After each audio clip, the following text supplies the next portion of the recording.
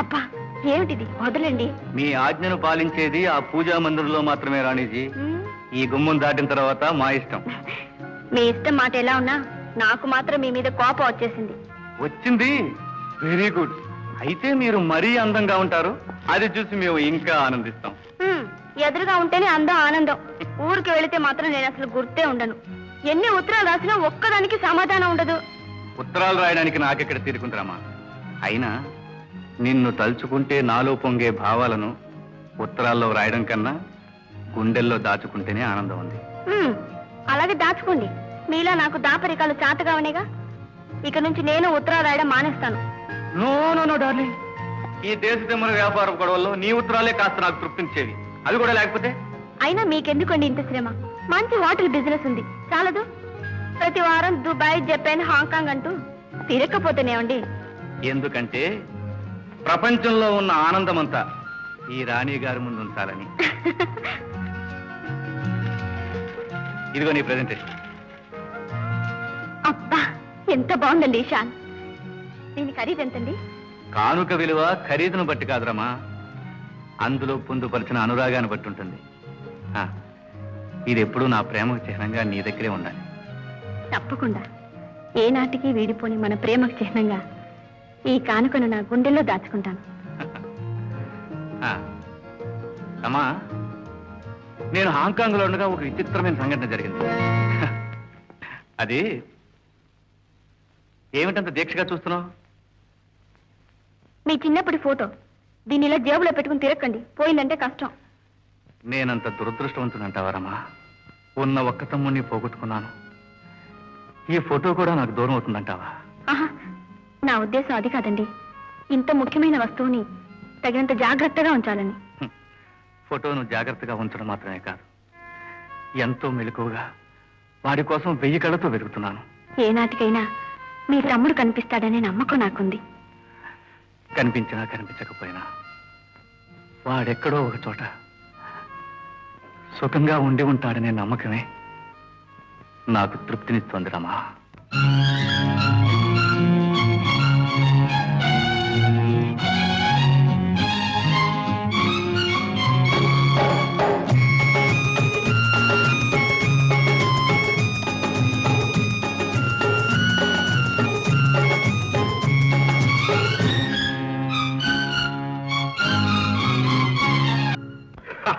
కమాల్ high బేటా, కమాల్ high.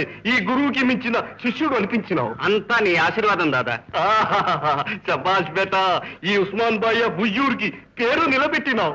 ఏమి నిలబడితే లాభం దాదా? పరస్సులు బరువు తగ్గిపోయినాయి. నో ఫర్ ఫర్. పరస్సుకు సింగిల్ టీ కూడా రావట్లేదు. వచ్చినా రాకపోయినా వృత్తికి ద్రోహం చేయకూడదు. అందుకే దొరికిన పర్సు వదలకూడదని ఈ పిల్లలకు మొదటి పాఠం.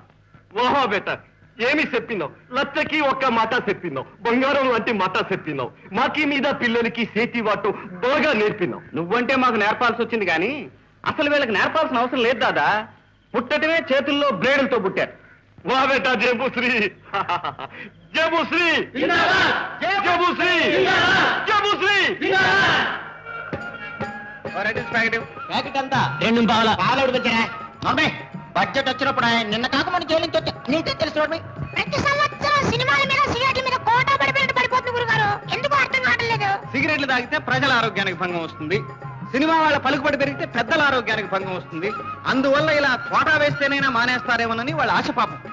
అబ్బా మా బుర్రకెత్తను గొడవలు ఎందుకు రేట చెప్తా గురు. వేసేద్దాం లేదు. వేసే గురు, ఆలస్యం ఎందుకు? వాడు ఐస్ క్రీమ్ తినడం పూర్తయిందే అనుకో, మేము సింగిల్ టీవ్స్ కొట్టాలి. వేసే.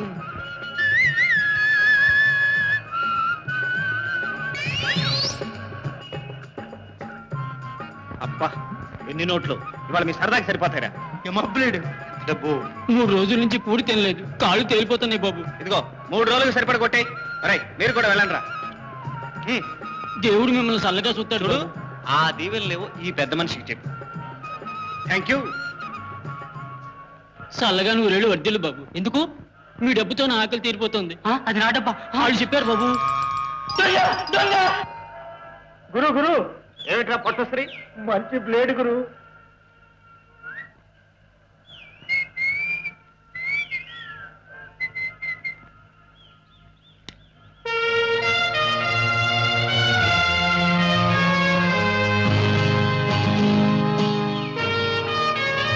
నిన్నెక్కడో చూసినట్టుంది తమ్ముడు. మీలాంటి పెద్ద మనుషులకు ఎప్పుడూ నా వీపే గాని ముఖం చూసే ఛాన్స్ ఇవ్వలేదే. నన్ను ఎప్పుడు చూశానంటారు? నిన్ను కాకపోతే నీలాంటి మనిషిని. Okay okay. ఈ జేబు కొట్టడం అంత తేలిక తమ్ముడు. ఈ పర్సులో నువ్వు ఆశించే డబ్బు కన్నా చాలా విలువైన వస్తువు ఒకటి ఉంది. దాన్ని కాజేయడం నీ తరం కాదు కదా, నీ జేజమ్మ తరం కూడా కాదు. అయినా నువ్వు చలాయించే ఈ చేతివాటం క్యాబినెట్ కి నేను ముఖ్యమంత్రిని. తెలుసుకో. వెళ్ళరా తమ్ముడు, వెళ్ళరా. Thank you.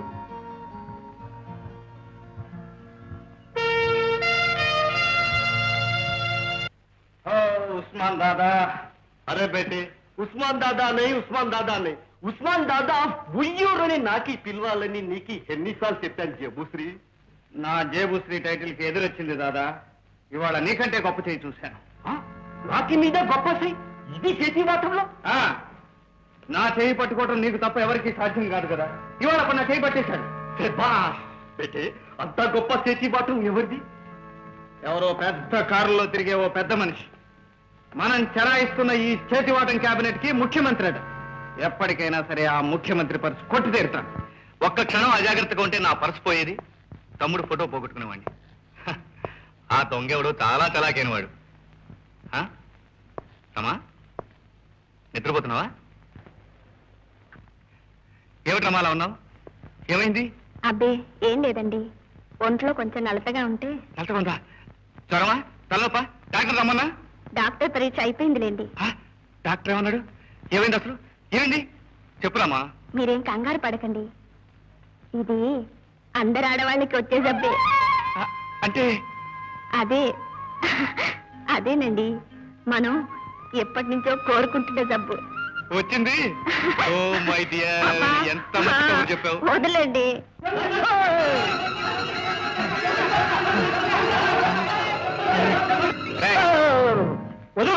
వాళ్ళు పట్టుకుంటారు. వాళ్ళు పట్టుకునేది నిన్ను కాదురా పొట్టశ్రీ.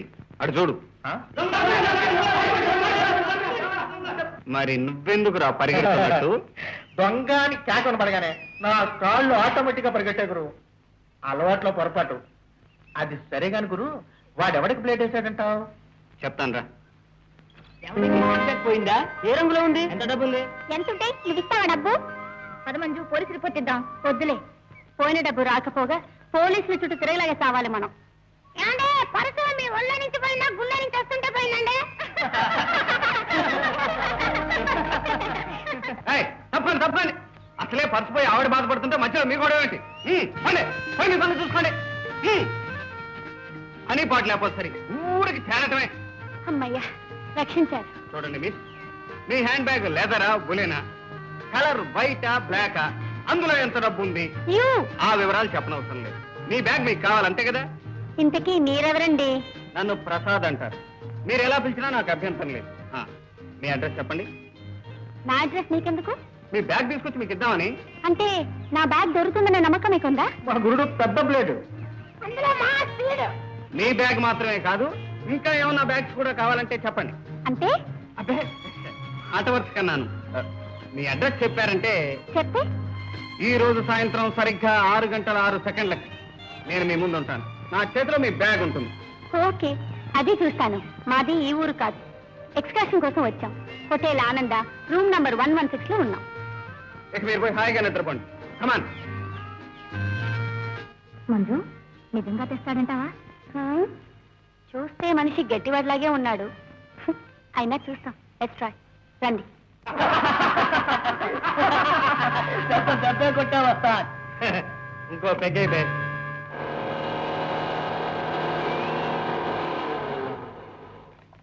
ఇదేరా సింహాచలం గారు ఉండే చోటు. రే సింహాచలం, సింహాచలం రారా బయటికి.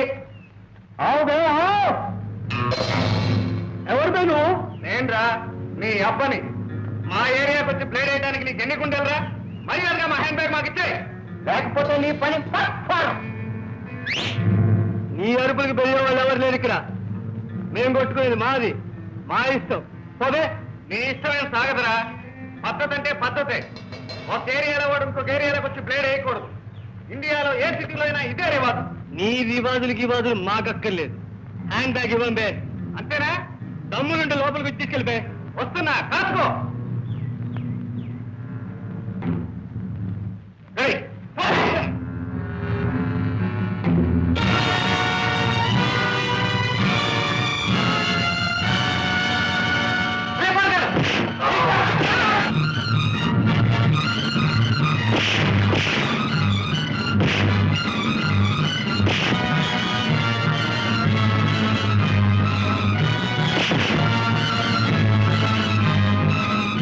అడుగు ముందుకు వేశారా మీ సింహాచలం గారి పని కైలాసమే.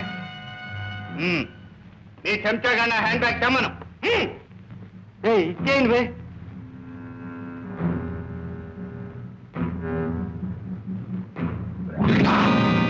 ఇచ్చేయండి వే. ఆన్. ఇవే. ఉస్మాన్ దాదా పుయ్యూరు శిష్యుడు జేబు శ్రీందా నేను. నా దగ్గర నీ పేడు.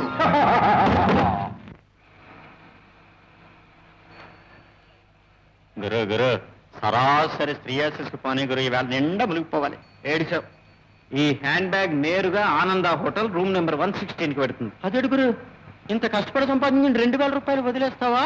ఈ డబ్బు ఏమన్నా చేదా? చేదు కాదురా, మరీ తీపి కనుక. ఈ డబ్బు ఇవ్వకపోతే ఆ పిల్లతో స్నేహం ఎలా చేస్తాం, లక్షలు ఖరీదు చేసే నెక్లెస్ ఎలా పడతాం? ఎలా ఉంది మన బ్లేడ్? పిచ్చగా ఉంది గురు. నీ కన్ను పడాలే గాని గురు, ఆ పిల్ల మెడ. ఏమిటి మంజు, నువ్వు ఇంకా రెడీ కాలేదా? ట్రైన్కి టైం అవుతుంది. అతగాడు హ్యాండ్ బ్యాగ్ తెస్తాడని ఆశగా ఉందేమో. ఇంకేం వస్తాడు? పోయింది పోయింది కానీ ఇక పద. ఆహా లేదు, అతను వస్తాడనే నమ్మకం నాకు ఉంది. నువ్వు నమ్ముతూ కూర్చో తల్లి, మేము వెళ్తాం. పదండి, వస్తే స్టేషన్లో వచ్చి కలుసుకో.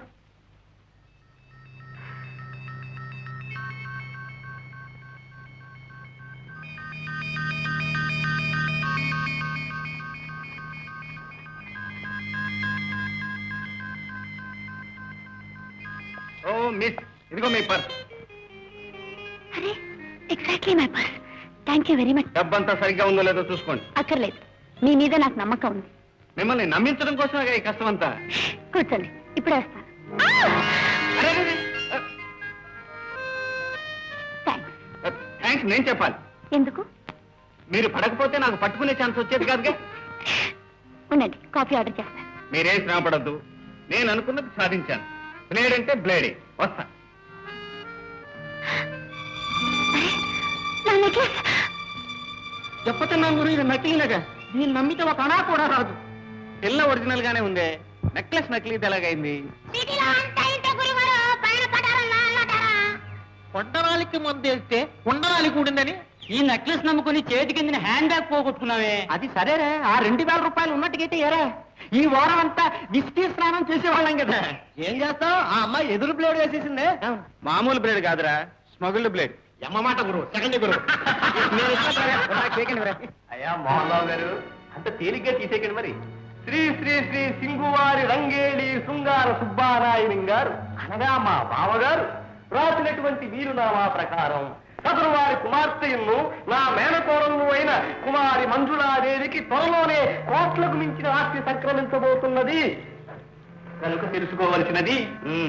ఈ మాటే చెప్తూ ఈ పాటే పాడుతూ ఇప్పటికి నా దగ్గర 10 లక్షల రూపాయలు కొట్టేశావు కదయ్యా. చెప్తాం, 1 లక్ష తక్కువ చెప్పారు.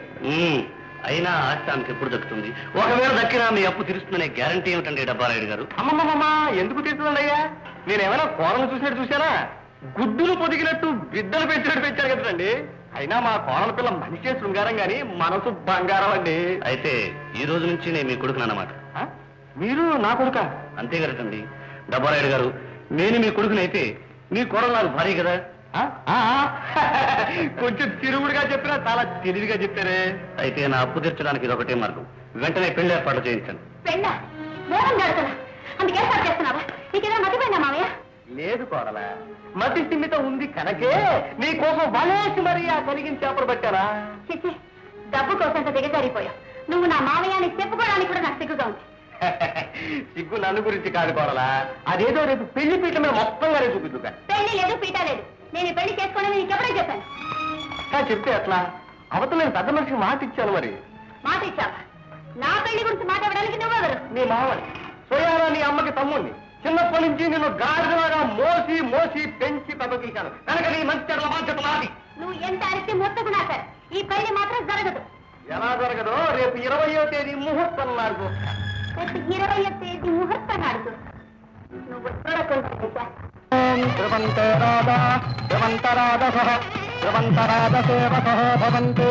అయ్యా ముహూర్తం దగ్గర పడింది పెళ్లికి మాత్రం తీసుకురండి తొందరగా. నాన్నగారు ఓం తదం బ్రహ్మదాయ నమః. అమ్మా మంజు మంజు మంజు మంజు మంజు